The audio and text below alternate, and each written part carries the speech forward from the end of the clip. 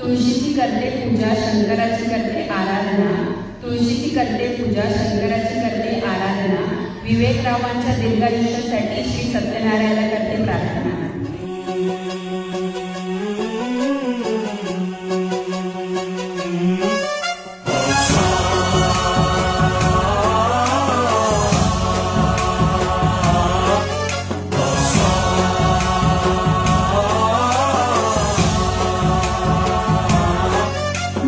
गणनायकाय गणदैवताय गणाध्यक्षाय धीमहि गुणशरीराय गुणमण्डिताय गुणेशानाय धीमहि गुणातीताय गुणाधीशाय गुणप्रविष्टाय धीमहि एकदन्ताय वक्रतुण्डाय गौरीतनयाय धीमहि